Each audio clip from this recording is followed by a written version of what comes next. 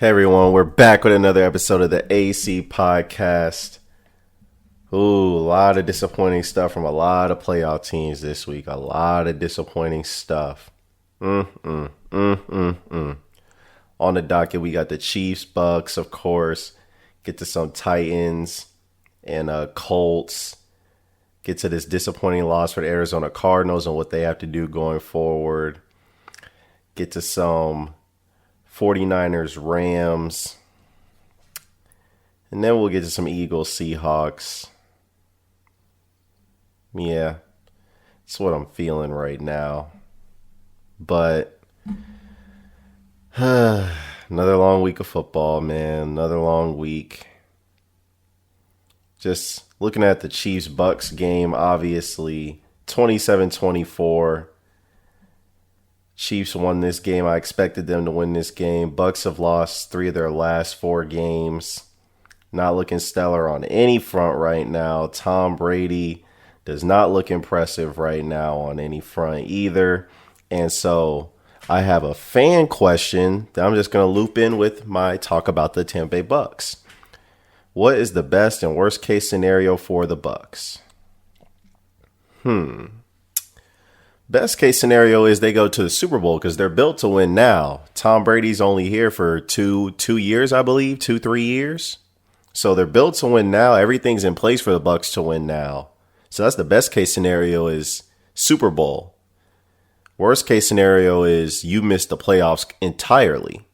You can't miss the playoffs with this roster. You just can't because this roster minus Tom Brady, insert Jameis Winston, missed the playoffs last year, and everyone said that Jameis Winston was the thing holding this team back. And so you can't add the GOAT to this roster who Bruce Arians and his offensive coaching staff evaluated and said Brady hasn't slipped. He's still one of the top quarterbacks in the league. His arm hasn't fallen off, which is clearly a false and incorrect statement.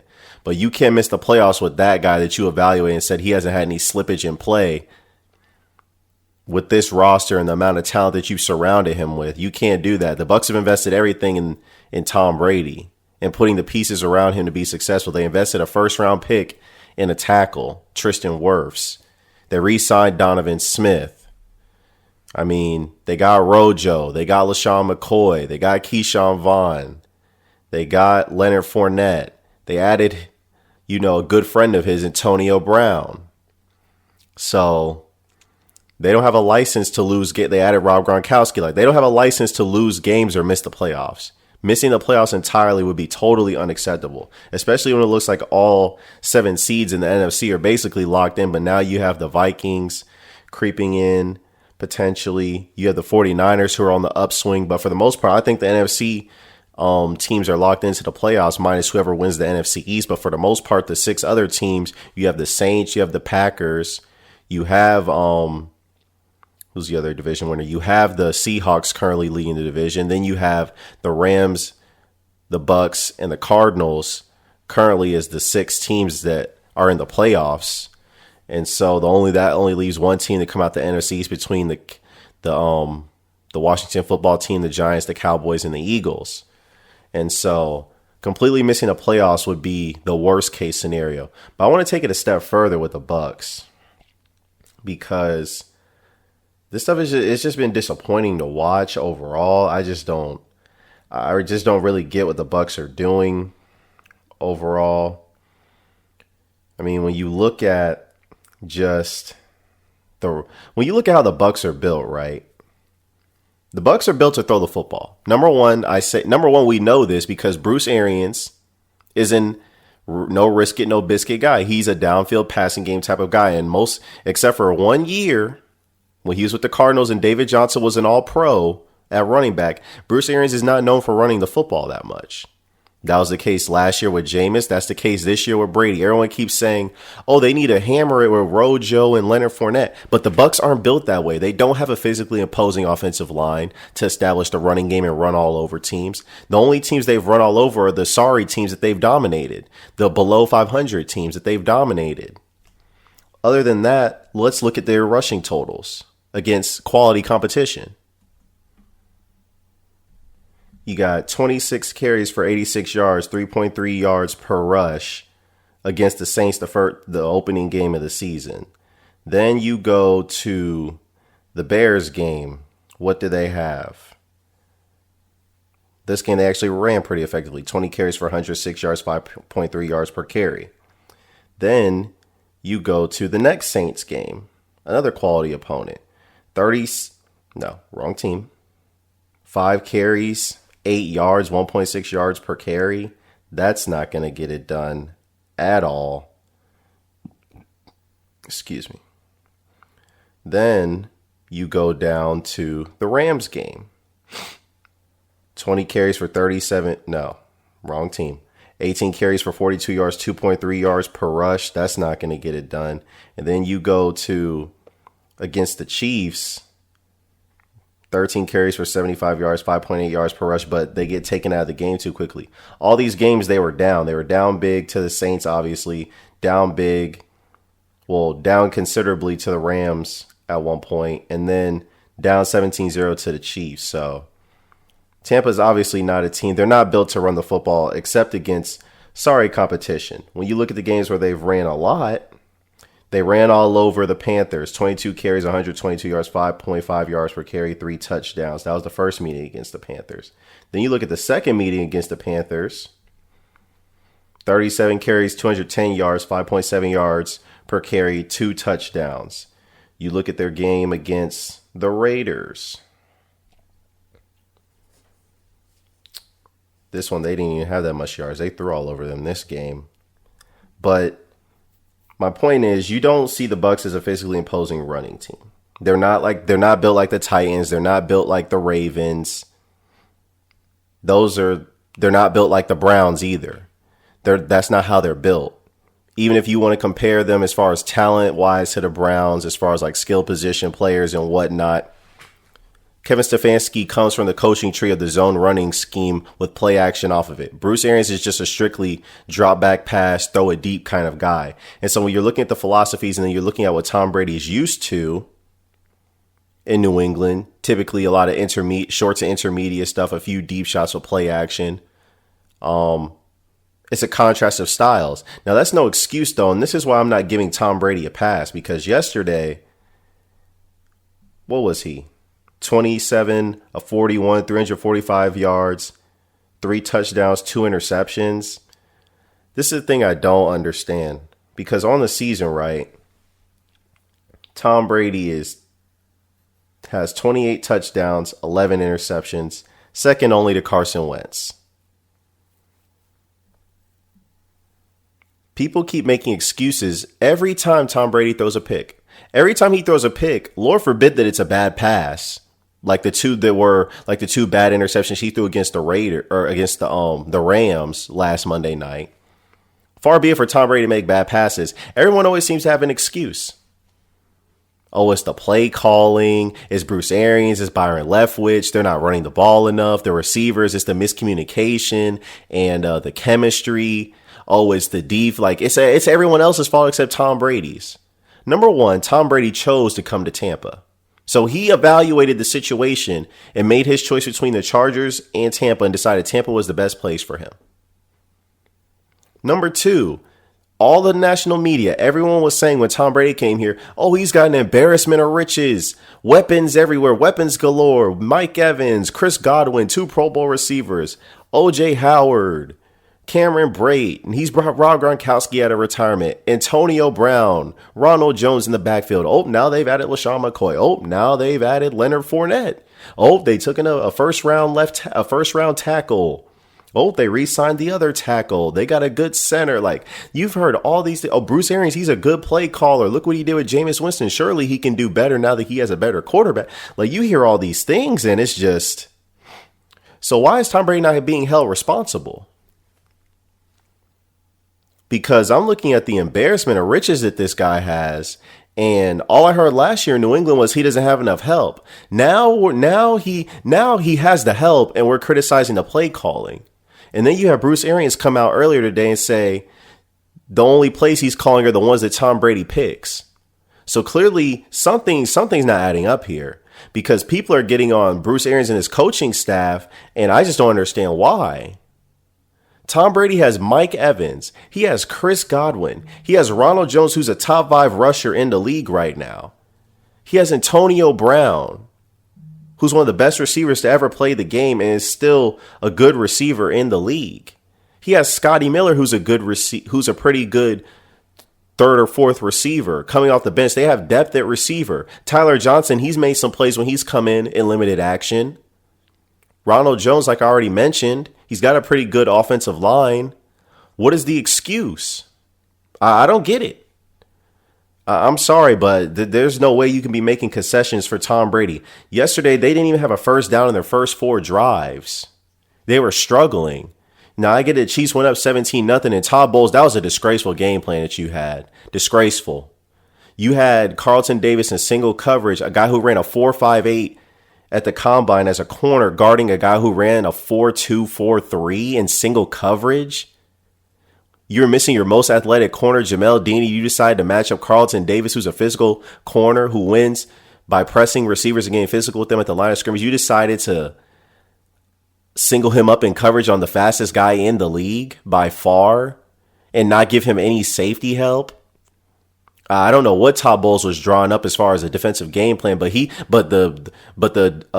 Todd Bowles lost this game for the Tampa Bay Bucs in the first half, really in the first quarter, because they gave up 200 something receiving yards to Tyreek Hill in the first quarter.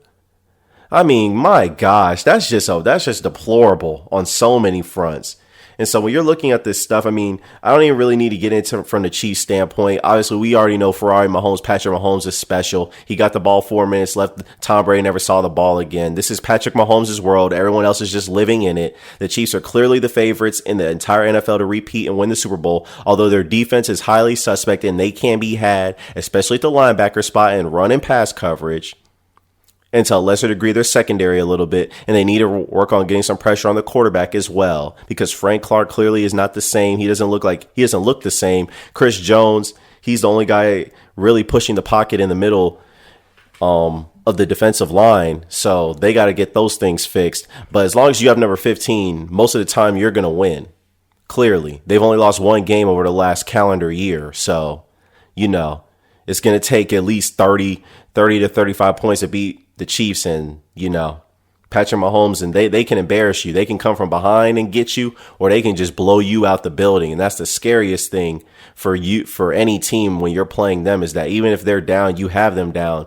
They're never out of it because they can just make big plays. But the Bucs, they got a lot of work to do. They've lost too many close primetime games. Their only signature win really is against the Green Bay Packers, who the Green Bay Packers are not a good matchup for them, obviously. But other than that, you're looking at the rest of their wins. They've gotten smacked around twice by the Saints. They got beat by the Bears. They got, beat by the Rams, and the Rams were playing left-handed. Didn't even have any running game at all. Beat you with 2 receivers going for over 100-plus yards on you. You had Cooper Kupp catch 11 catches for 145 yards, and Robert Woods catch 12 balls for 130. So combined, they caught 23 balls for 275 yards. Like, geez, where's the secondary at? It's just terrible on so many fronts. And then you look, obviously, yesterday they lost to the Chiefs. So Tampa Bay Bucs, they don't play anybody else with a winning record the rest of the way. They get the Vikings after their bye, then they get the Falcons twice, and then they got the Lions sandwiched in between those 2 Falcons games. So they should be able to win 10 games, in my estimation, if not finish, on a 4-game winning streak. But nobody's going to believe in the Bucs until they start winning primetime games. So as far as we're concerned, we shouldn't be talking about the Bucs as Super Bowl contenders until they prove it against quality competition. We're not going to see that until the playoffs begin. So it is what it is for the Bucs. But that's my answer to the question. Getting to this Raiders-Falcons game, the first of many disappointing teams who are in the playoffs currently. Raiders got straight up punked. They got curb stomped. They got beat down. They got embarrassed. You're just looking at this stuff. Derek Carr, 14 QBR. You're just looking at this embarrassing stuff. It was just a disgrace on so many fronts. 4 lost fumbles. Derek Carr lost 3. Josh Jacobs lost 1. I mean, my gosh. Raiders, this is why I don't believe in them. They're built to win one way. They can't throw the football unless they're playing the Kansas City Chiefs. Other than that, they're really inconsistent throwing the football. Like I said, they're a blue-collar team built to run and then play action off of that, but straight up drop back passing game, I don't trust them. So, they only sacked Matt Ryan once, so they don't get any pressure on the quarterback. The 2 main things I had that I questioned about the Raiders was lack of pass rush and their passing game, consistency of it. And those 2 things showed up, and they turned the ball over 4 times. And you're going to lose. Well, you turn it over 5 times because Derek Carr threw an interception. You turn over that many times, you're going to lose a lot of games. And the Falcons didn't really play that stellar. Matt Ryan wasn't anything special. Only averaged 4.7 yards per throw. Not good. So, yeah, just not impressive. Not impressive by the Raiders on any front. But let's get to the Titans and the Colts, because this was really embarrassing stuff. I mean, you just look at it. Another playoff team that got curb stomped. The thing that's holding the Colts back, and I've been saying it routinely, is Phillip Rivers. Now, he didn't play horrific in this game, but Phillip Rivers, he just isn't a difference maker. That's why I keep saying I don't trust him. He's not a difference maker. And when I look at the Colts, they have everything else they need to win a Super Bowl except a difference maker at quarterback. I believe that the Colts had a difference maker at quarterback, they'd be the primary competition to the Chiefs. Yes, that means over the Pittsburgh Steelers. I firmly believe that. And I love my Pittsburgh Steelers, but I'm not biased. I'll tell you straight how it is. I believe if the Colts had a difference maker at quarterback, they would be the primary competition to the Kansas City Chiefs, not the Pittsburgh Steelers. That's how strongly I feel about the Colts roster up and down. Phillip Rivers, he's just not that guy. He's never been that guy. And in the playoffs, he's never shown to be that guy either. And so the other disappointing part of this game is the fact that the Colts rushing game only averaged 2.7 yards per carry. I mean, where is the dominance of this Colts offensive line? Like Anthony Costanzo, Ryan Kelly, Braden Smith, Quentin Nelson, like where's the dominance? I thought this was the best offensive line in the league, but I think maybe the Cleveland Browns may have the best offensive line in the league because I just don't see enough from the Colts. Maybe they're the best in pass protection, but as far as run blocking, they just don't dominate anybody up front. As far as I'm concerned, maybe you can chalk it up to this being a division game, but the Colts got thoroughly outclassed in this game. Hulk Henry was just running all over them. I mean, my gosh. 45 attempts for 229 yards, 5.1 yards per carry. Derrick Henry ran for 3, had a hat trick in the first half, ran for over 140 yards in the first half. Ended the game with 178 yards on 27 carries, almost averaged 7 yards a carry. I mean, good Lord, he was just bludgeoning you in the run game. But at the end of the day, I don't trust the Titans. But clearly I should trust them more than the Colts. But I don't trust the Titans because I just don't trust Ryan Tannehill. That's what it really comes down to. I don't trust Ryan Tannehill.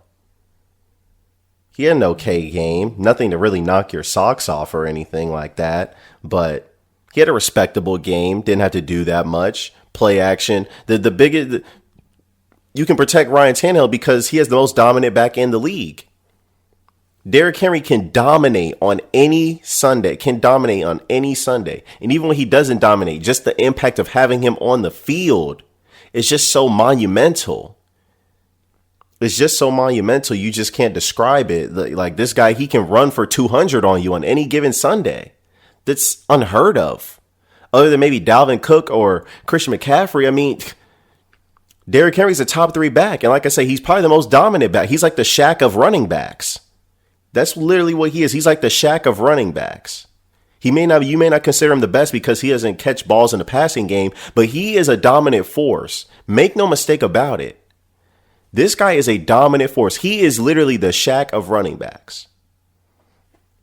So there's that.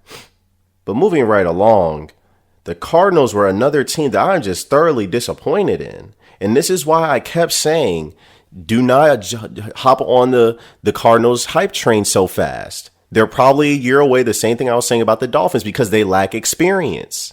The Cardinals, they're a fun team to watch. They're exciting. They're riveting. All that stuff. Kyler Murray, he's going to be special. He's probably going to win an MVP at some point in the near future. But right now, you saw him go up against, Bill Belichick, and Belichick does this to a lot of young quarterbacks, but you just see that there's a different level to this. And Kyler Murray is going to see defenses like this in the playoffs. Teams are going to take some of the stuff that Bill Belichick did. And when Kyler Murray gets in the playoffs, he's going to see some of this stuff. And so literally, Kyler Murray is everything to this team. He's everything. He's the running game and he's the passing game. It's like I said before on one of the previous podcasts, you can stick any average running back behind the Cardinals offensive line and they'll be successful, because Kyler Murray is such a threat running the football. And because he can throw it so well and so proficiently, he opens up lanes in the running game for any running back. Now, that's no slight to Kenyon Drake and Chase Edmonds and whatnot, but it's just the reality. Kyler Murray affects the number of defenders in the box every single time. The math game in the box, he affects it every single down because he can run and he's lightning quick too. But Kyler Murray, he did not have a stellar game. 5 yards per attempt throwing. He really struggled for most of the day, 170 yards throwing. D-Hop got shut down by Stephon Gilmore basically the whole day. And then when you look at the rest of the receiving numbers, Christian Kirk, 3 receptions for 19 yards. Andy Isabella, 4 for 33. It just, there wasn't really much to speak of as far as, that's concerned. And what's really disappointing is, the Cardinals offense really couldn't do anything. And this Patriots offense really didn't do much. Cam only threw for 84 yards.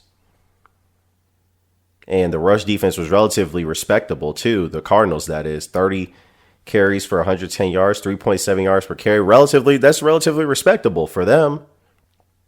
So really, this just came down to the Cardinals couldn't put up enough points, because we know the Patriots have the worst skill position players in the league. So you don't expect them to put up a lot of points consistently.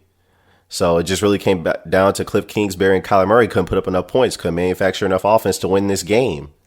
At the end of the day, committed a silly penalty that got Nick Folk into range and kicked the field goal and lost the game. So that's why I don't believe in the Cardinals just yet. They're probably a year away, like I said. But that's that. I don't even need to talk about the Saints Broncos. As far as that's concerned, Saints basically had a bye week.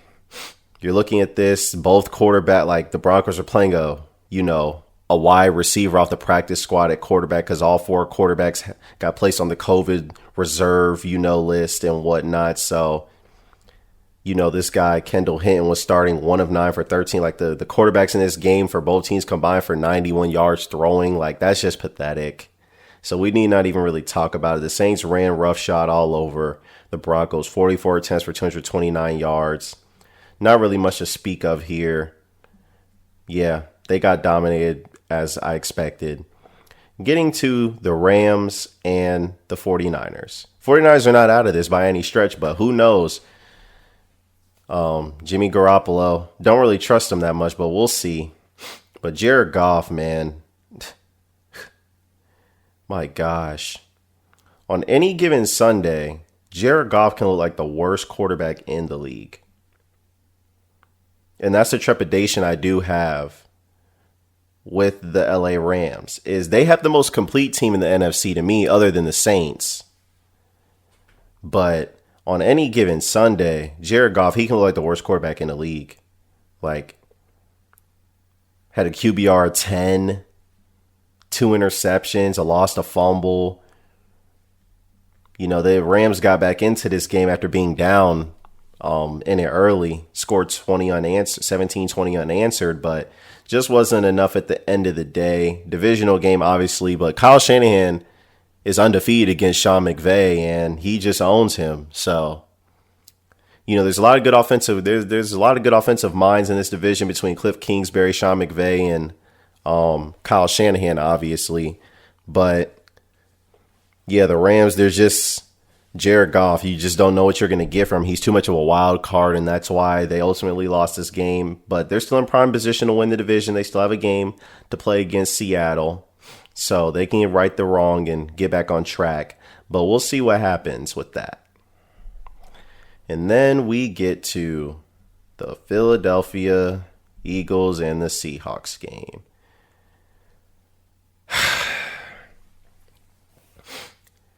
23-17, Seahawks won this game like I expected them to. Eagles, they're just a failing operation on multiple fronts.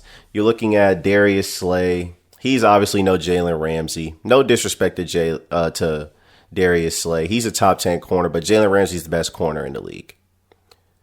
Even DK Metcalf dominated Stephen Gilmore on Sunday Night Football when the Seahawks played the Patriots. So I'm just leave that there for those of you who want to say Stephon Gilmore is better than Jalen Ramsey. But yeah, Jalen Ramsey's the best corner in the league. No questions about it. So there's that. Darius Slay, he's a top 10 corner, but he got thoroughly outclassed by DK Metcalf, obviously. 10 receptions for 177 yards on 13 targets with Darius Slay in coverage. Yeah, that's what you call ownership. But, I like that Darius Slay, had the confidence to continue traveling with him the whole game and, continue to fight and play and whatnot. So have no problem with that. But, in this league, even great corners get got, and, Darius Slay got tonight. That it just is what it is. Seahawks really didn't manufacture much of a running game. Only 2.5 yards per carry. But when you just look at this from the Philadelphia Eagles standpoint, it's just abysmal. At one point, they converted 8 of 17 third downs, but at one point they were 2-26 on third downs, over a 3-game stretch going into this game and continuing into this game until they got a first down. It took them, at one point, the Seahawks had 14 first downs and the Eagles had 15 offensive plays ran, and the Eagles hadn't had a first down yet. So this shows you the ineptitude the Eagles are working with on offense. The first possession of the game, they get a neutral zone infraction, and so they have a 1st and 5 on offense, and they throw 3 straight passes, no running game at all to speak of. Miles Sanders, he just doesn't knock my socks off. I mean, he looked special last year as a rookie, but he's clearly fallen off. Probably, a result of this failing offense around him and Wentz and whatnot, but 6 carries for 15 yards, just pathetic. Wentz was the leading rusher. Obviously, Wentz, he didn't play bad to me. You just routinely watch the game and see that no one gets open. That's really just what it comes down to. Wentz, in this game, Wentz didn't really play that bad to me. Even the interception he threw to Dallas Goedert on 4th down. First off, I question the decision to even go for it on 4th down. Why not just kick the field goal and make it an 8-point game? But Doug decided that he wanted to go for it and whatnot, and Carson threw an interception. And even on the interception, it's not even Carson's fault. And I have to explain why. Bobby Wagner has inside leverage on Dallas Goedert. So what does Carson Wentz do? He expects Dallas Goedert to pop outside because Bobby Wagner has inside leverage and he's shading Dallas Goedert inside. So Dallas Goedert doesn't do that. Wentz throws it outside. Dallas Goedert, goes inside and pick right to the safety. So obviously miscommunication that's been happening all year. So, at this point, I don't really care about the fact of, the reasoning why Wentz is throwing interceptions. You're leading the league in interceptions. So no one cares about the reasoning at this point, and I don't either. But I just wanted to add context to that because I know someone's going to be like, well, he threw an interception. How can you say, the game, he had a pretty decent game? Yeah, he had a decent game considering the circumstances. The play calling was beyond suspect.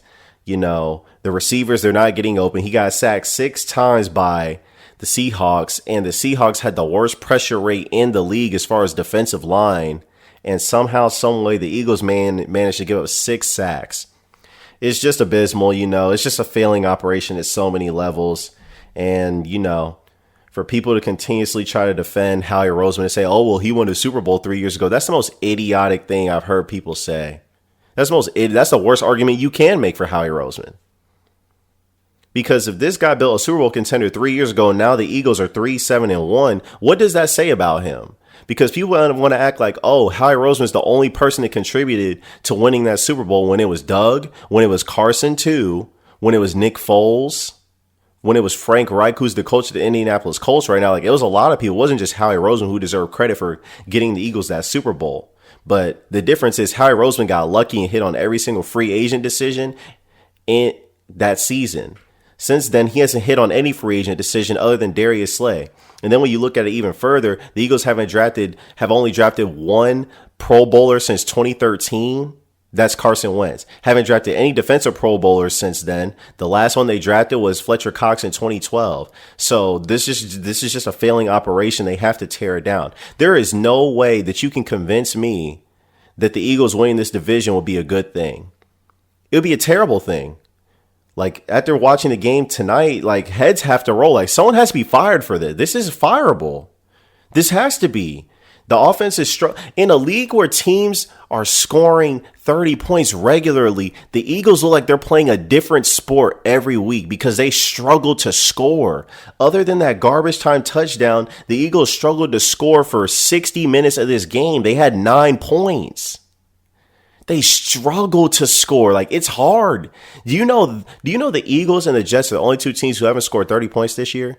Doug Peterson, who's an offensive-minded head coach, can't put up 30 points in one game.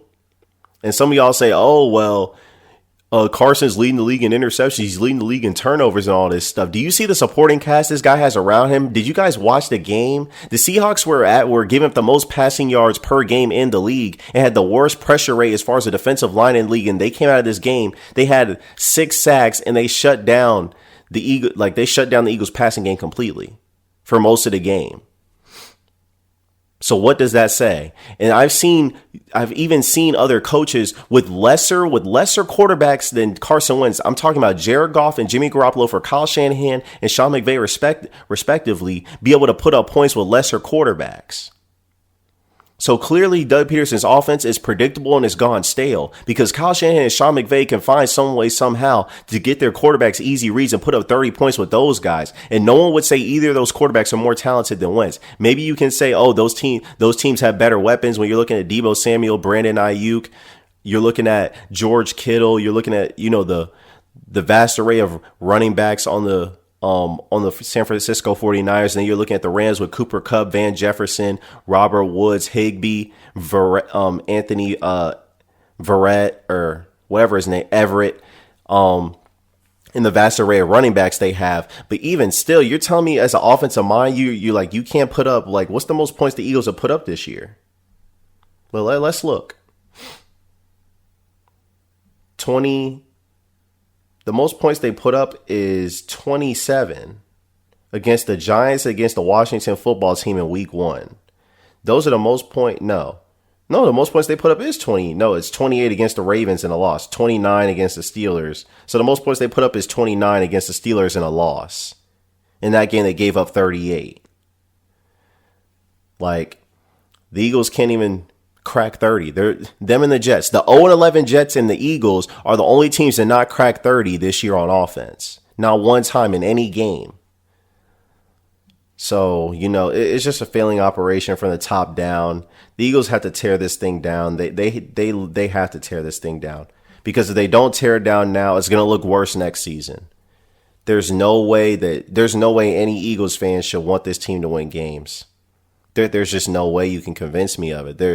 There's no light at the end of the tunnel for this team if they win games. You're just going to get beat in the first round. Like, what do you gain by winning games and making the playoffs? What do you gain? If someone could give me a legit answer, I'd be open to it, but I don't know what you gain by this team getting into the playoffs. You don't gain anything at all, like zero, nothing. You're not going to the Super Bowl. You have no chance. The last 8 teams that make the Super Bowl had the number 1 or number 2 seed in the NFC and AFC respectively. So you're not making it with a wild card. You're not doing that. So what are you going to gain? And I just found it funny that, all these rumors were coming out, like Jeffrey Lurie, the owner of the Eagles, wasn't at the Browns game last week because he was reportedly frustrated with the team. Then you have this stuff where Doug Peterson's hesitating about whether Carson's the starter this past week. Then you have stuff about, Jalen Hurts is taking first team reps. Sounds like someone gave Doug Peterson instructions to do that because it doesn't sound like Doug Peterson wanted to do that.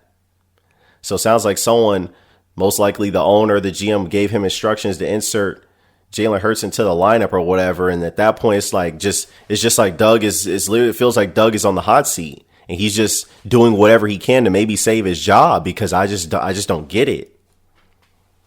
So it's just a mass array of dysfunction, like reeking through this franchise from the top down, and it's got to stop this season. It's just got to stop, because if no one gets fired after this season, it's just going to continue. Like Howie, he's got to be gone. You can debate Doug. You can't really you have no avenue to get rid of Carson.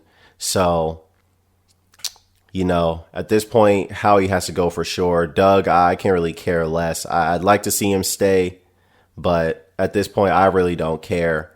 Only person I really care about is Carson, and Carson's the only one who's not really going anywhere. So there's that.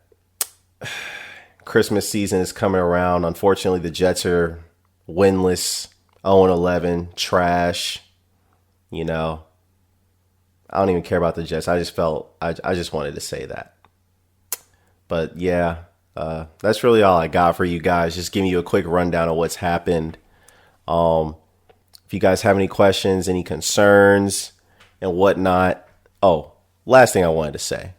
Thank goodness Matt Patricia is fired, and so is the GM. We got a lot of head coaching and GM vacancies coming around the league, and the Eagles may be another one. We've already got the Falcons free of their GM and head coach. We've got the Jaguars free of their GM. Doug Marrone's probably going to get fired too, so their head coach is probably going to be gone at the end of the season too. We got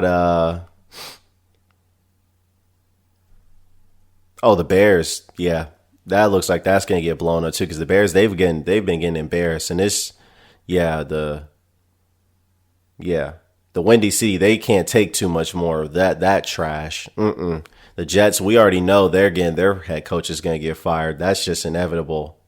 So it's going to be interesting to see what happens as we wind down and more head coaching vacancies become available. We already see the Texans fire their GM and head coach, so there's that as well. So it's going to be interesting to see what comes down, what happens when things come down the stretch. It's definitely going to be interesting. Obviously, the Steelers play on Wednesday. Hopefully, we don't know at this point whether they're going to play or not, but hopefully they play, and maybe I'll talk about it, next week. But until then, I appreciate you guys for listening. As always, hit me if you have any questions about your team. I'll answer them. And as always, one love. I'm out.